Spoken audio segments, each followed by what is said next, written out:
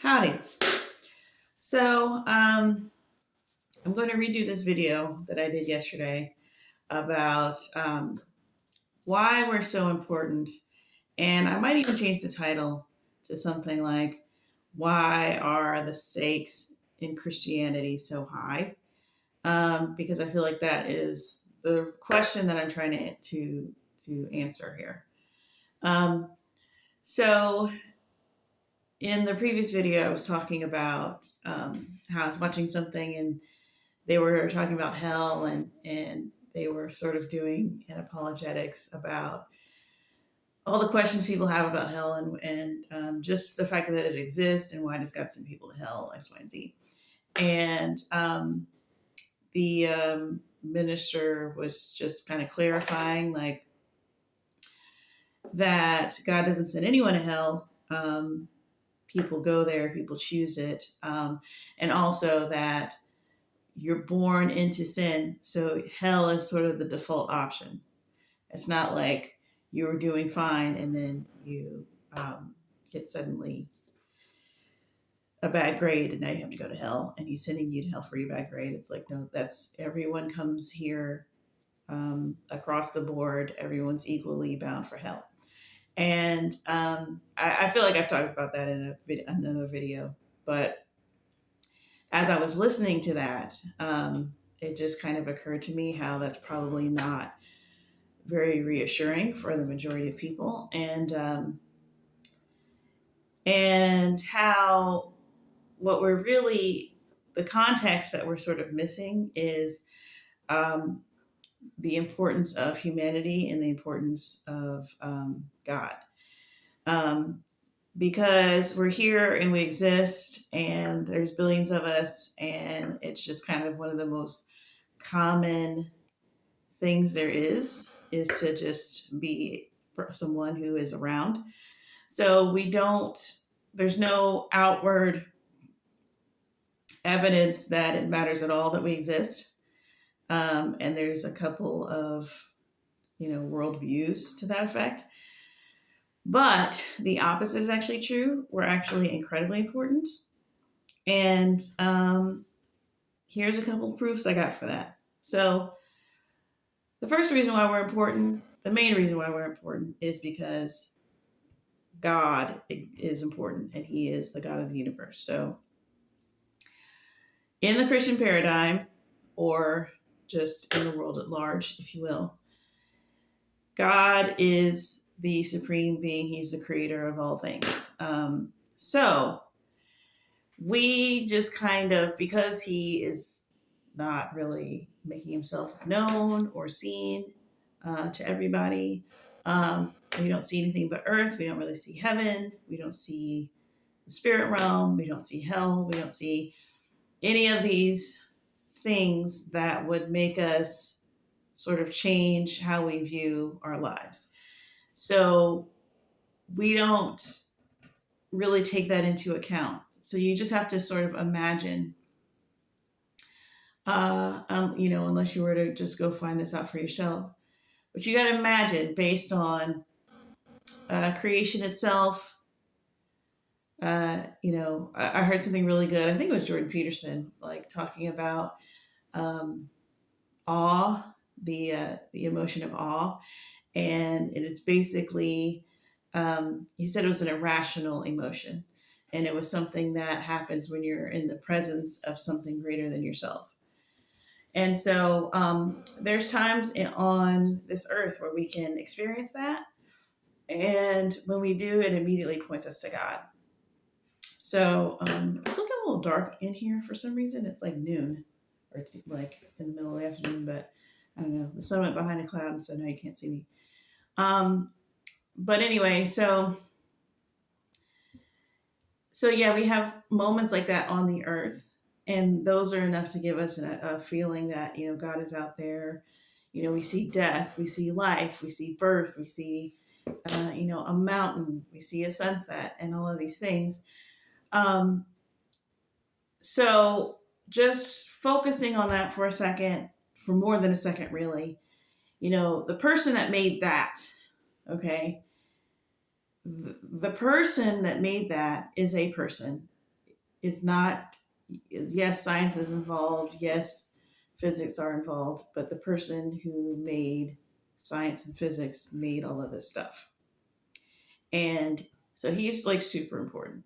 And when you get to heaven, when you transition from here, you're gonna go to you're gonna be in front of this person, and so the reason that I mean the fact that he created us is what makes us important, and not just important in the sense of like all of the rest of the creation. It's pretty well known that we're sort of been made set apart. Um, Set apart even from angels. And I don't know if you've read about some of these biblical angels, but there's multiple heads, multiple wings, waterfall voices, and all types of like wild, crazy, hugely, immensely huge, tall beings, beautiful beings, and all of this stuff. And we are we sort of rank above them. The Bible says that we will one day be judging angels. I don't know if all of us will be, but we'll be able to do that, because I think part of it is this world, and what we're going through is unique. And I think I talked about just the referencing of other religions and New Age and all this stuff that, tries to say that we're reincarnated and all this stuff. And I don't know about that. But, the idea that coming to Earth is a tough assignment. Christianity sort of does back that up a little bit, because, that's why we're getting rewards in heaven. A lot of people say, we know about the rewards for good behavior, but that's not really what the rewards are about. Rewards are about coming to this earth and enduring. It's like God understands being God and being in heaven and being in a place that is perfect. Um, we just think like, oh, it's good enough, as long as our bills are paid and everyone's fed and whatever, we're fine. God's like, congratulations for making it through that gauntlet, because this place has fallen from grace, and he is trying to save as many as he can. That is the reason why we are destined for hell when we're born. It's because the state that we came from is so grandiose and so superior. And you just have to realize like this idea of rebellion and all of these things, these are, I don't know if I'd say they're new concepts. They're concepts that heaven is still grappling with today until God finishes this whole thing. So we know about perfection without having ever seen it or ever come across it. We're sad that we're not that. We are curious about purpose. We know what that is, even though we've never seen that. Even though we don't feel like we're anywhere near it. We know that we're supposed to be connected to something.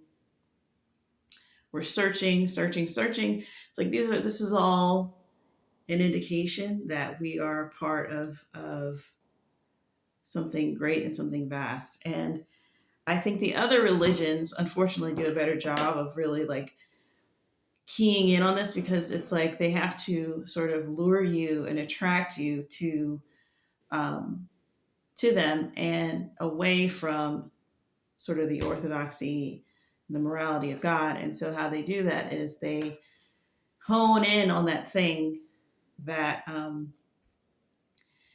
God is also trying to do that too, but he's trying to do that through discipline and knowledge and relying on him and trusting him and believing him, and just following that small voice and sort of incremental things. And so the other religions is like, listen, lose weight in 2 days, kind of like, you're part of the infinite, blah blah blah, and you're part of this greater, and you have this, and you have a kingdom inside you, and all of this stuff. So it's not that that's not true, but it's like, well, you don't get that just by doing a bunch of demonic stuff. So it's a deception, which I guess I can go into my second point, because another reason that, well, it's not a reason, but the deceptions of the world. Okay. The reason why Christianity is so basically buzzkills about just about everything else in the world, which seems kind of really sus and bizarre and not necessary, is because we are made aware of all the different ways that the devil has to get you away from God, because you're trying to find your way back to God. You're trying to be saved. You're trying to be salvaged by God. And the devil doesn't want that. So, and he can't just like threaten you. He can't be like, don't go with him. I don't like him. And therefore I don't like you either, because, we are made in the image of God. And it does say that, when the angels see, a child, they see the face of their creator, which is sweet, but that means that the opposite has to be true too. And so when the devil looks at us, he sees the creator. And so, he is trying to seduce you, trying to lure you away. And, I'm sure that he's trying not to vomit as he's trying to tell you all types of lies about how he cares about you, or how I don't know. I don't even know if he even uses that. I think, honestly, like, part of the reason why the other religions and the other systems focus so much on your lust or your ego or flattery, or your giving you possessions, giving you whatever you want in the world, is because I think the devil knows his Achilles heel is like, he can't be like he can't have a relationship with you. He can't tell you he's proud of you. Like, that's hard for him. So it's just like, hey, what do you want? I can give you some stuff. Like, I don't know if you noticed, like, there's not a lot of, he can use people to do that.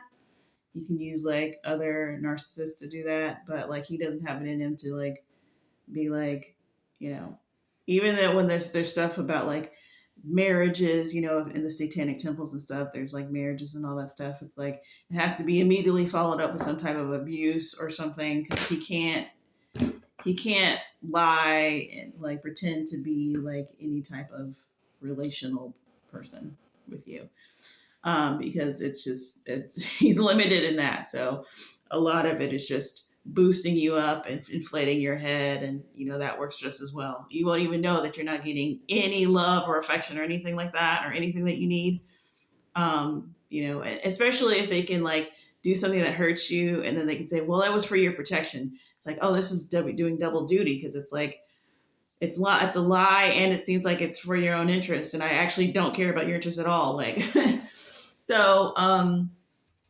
so yeah, there's lots and lots and lots and lots and lots of deceptions out there. And, the Christians get a lot of flack for, pointing out the Teletubbies and I know that's bad. That's probably before y'all's time, but like, whatever thing that we're boycotting today, and it seems over the top, but it's really just, we know that the devil is trying to lure you away with, witchcraft and charms and psychics and Ouija boards and all of these things, drugs, alcohol, partying, just partying. If you're not going to do any drugs or alcohol, okay, just party. Just don't read your Bible. Don't hang out with other people. Don't hang out with righteous people. Activism, whatever. It's like, just do everything but the thing that's going to draw you back to God and get you your passage on the boat back to God. So, that's a lot of effort, and it's because you're important. It's not because Christians are anal. It's because we are naturally understanding. It's just the Spirit of God. The Spirit of God comes in and gives you a lot of this understanding. So something that's taking me like 15 minutes to explain, when you have the Spirit of God, it just is there, you know. So yeah, and just something that's even like becoming more and more clear recently is just about how all of the religions will acknowledge Jesus. Whether it's, Jesus is an ascended master, or, oh, Jesus was, one of the, when he was in Egypt, because if you read the Bible, he was in Egypt when he was young. It's like, oh, he learned he learned this way of doing stuff, and that's how he was able to do the miracles, blah, blah. So it's like there's always something, they always know that they have to acknowledge Jesus if they're going to be taken seriously. So, you can't just be tight-lipped and be like, oh, we never heard of him, or we don't like to talk about him here. It's always pretty sketch, because even though people may not love Jesus, they like Jesus. They know something is wrong with you if you have like a visceral reaction against Jesus. So they include Jesus whenever they can, but Jesus does not give props to anybody but the Father in heaven. You're never going to see Jesus do that. So while everyone else is trying to generously, give Jesus some type of station in their religion, Jesus is like, no, I am the station. There is no other one. There is nobody else. And you can't get to the Father but through me. So, that's something that everyone needs to contend with and really think about, and really dissect why that is. And, like I was saying about how, the devil is always planting things as early as possible, trying to lure people away, trying to make other things look attractive besides the things of God in this world. But it just looks like Christians griping or whatever. It's because, we know also that yes, it is about immorality, and we don't like immorality. Immorality is bad. But things can bring about bad behavior. And if there's, the rap music, it causes, people to be violent, X, Y, and Z. But the main thing, the ultimate goal of sin is to, again, disqualify people from being saved. When it gets down to it's like bare elements, it's so incredibly simple. Like if you just remember the bare elements, you can understand everything else that happens. It's like, okay, God is in heaven. God is every perfection idea that you can possibly think of in the world, and way, way, way beyond that times a billion. So when you think of heaven, you think of what's up there. Anything I've ever seen on TV is always like pearly gates, choir music, angels, halos, clouds, flying, floating, which I'm pretty sure all comes from personal accounts over the years, by the way. That's not just some one folk thing that's been handed down. I mean, that's multiple things. And even though it's kind of like kitschy, it's actually pretty accurate. Most people go to heaven and they're blown away, but they're also kind of like, oh, this is heaven. They recognize it. Anyways, so that's our house. That's where we live. That's where we're from. That's where our family is from. That's where our biological family is there, which seems hard to believe because down here, you're in a terrible family, or you're in a great family, but they're not religious, or you're, you're the black sheep, you're just beat down, whatever, and you just can't believe that you would have anything to do with heaven. But that's literally where every single person is derived. We all are born here through insurmountable odds that happen in the womb. It doesn't matter that there's billions of us. We're all a miracle. It doesn't seem like that, but miracles don't stop being miracles just because they're common. It's just not really talked about, but that is the case. So God doing a billion miracles all the time is like a regular day for him. Like, it's just so extreme. It just does not get talked about enough. So that is where we come from. We just come from a mind-blowing place. Unfortunately, some stuff happened that doesn't really have that much to do with us, but also it has everything to do with us because it involves us. And everything that's happening up to this point is God trying to, I believe that he's doing multiple things at once, which is what he's always doing. Because not only was this started out as just being about Adam and Eve, and I'm pretty sure that Adam and Eve thought it was just about them at the time.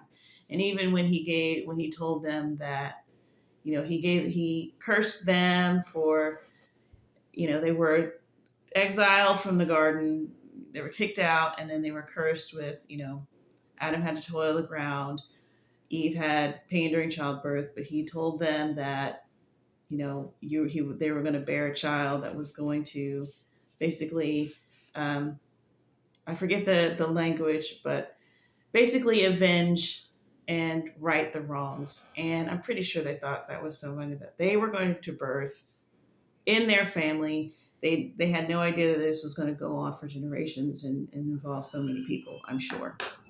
Hold on just a second. Okay. So God is always doing this vast plan. And so now he went from creating two people to creating just an unnameable amount of people. And coincidentally, he has done it under this umbrella that's beyond what Adam and Eve were, which was sort of like this first draft almost of perfection, where they were this perfect expression of him. But then they sinned, and it's like, oh, that's the end, let's scrap it. It's like, no, now he's creating something with more dimension and more character and more, which is like, how is that possible? Because we think of we create something like every once in a while, I don't know, there's certain types of people, like maybe carpenters or people who do pottery or, I don't know, painters or whatever. You create something and you recreate it, or you tear it down and you create it again and you make it into something else. And so we see that God is, through using their mistake and using the rebellion of, the devil and all of the unfortunate casualties of that whole debacle.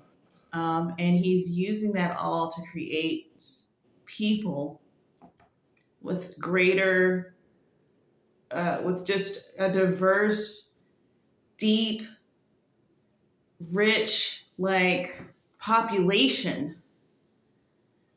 All you got to do is agree that you want to go. And you got to start off banged up, hammered up, which I don't know if I've said this in a video before, but it's like, if you've ever seen people who, I watch a lot of HGTV, and they always, they put a beam in the house. They try to find, you can put a brand new beam up there, but they try to find an old railroad tie or something with what? Say it with me, character.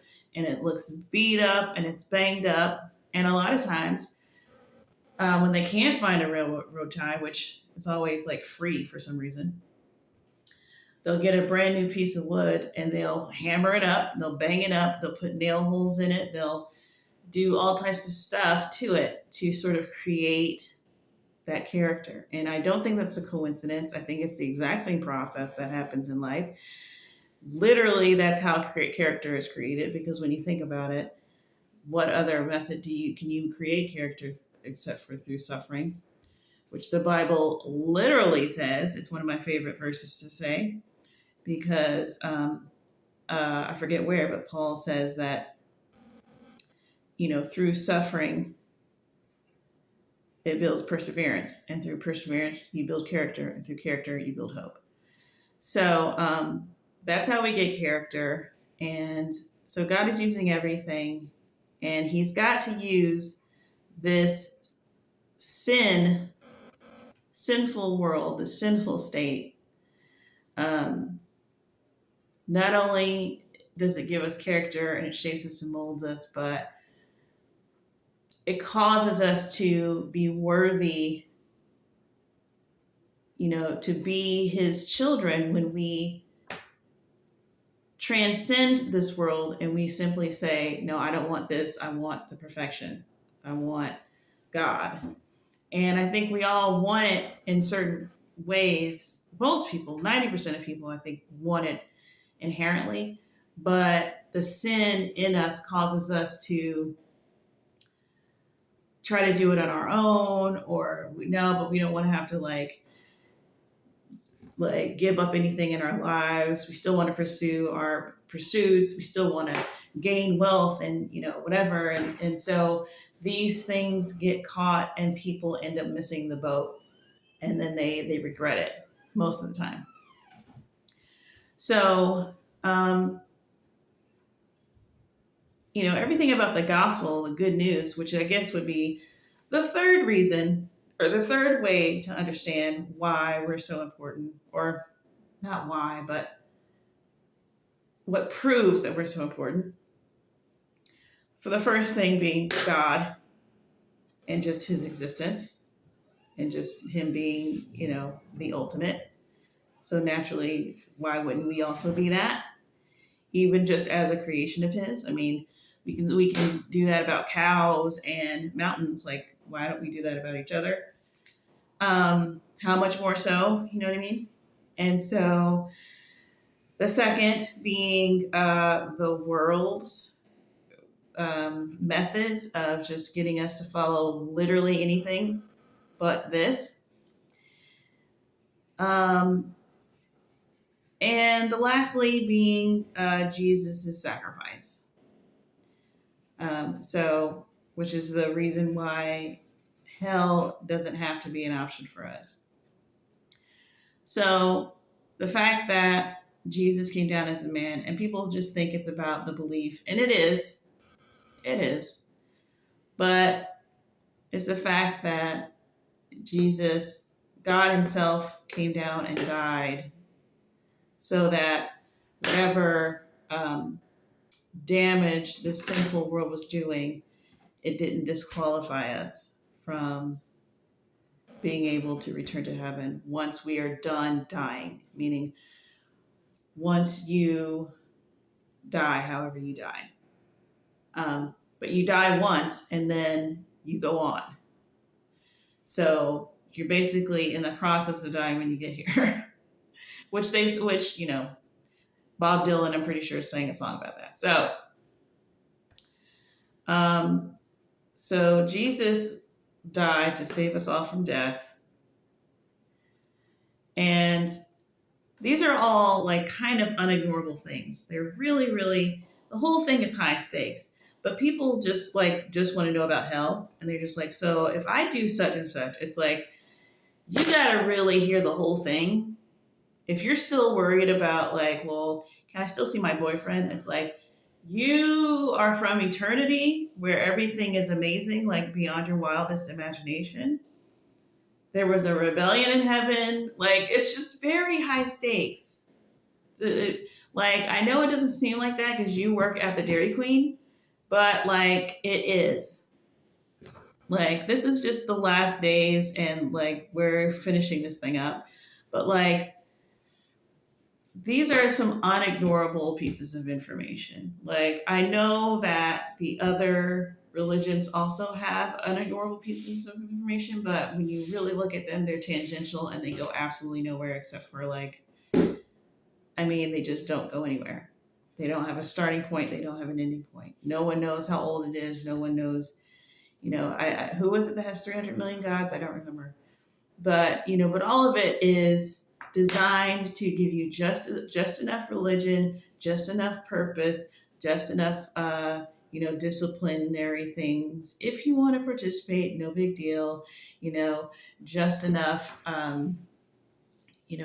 truth, morality, just enough, just enough, just enough, just enough vagueness, just enough offense, offending your existing sensibilities so that you feel like you're getting some sort of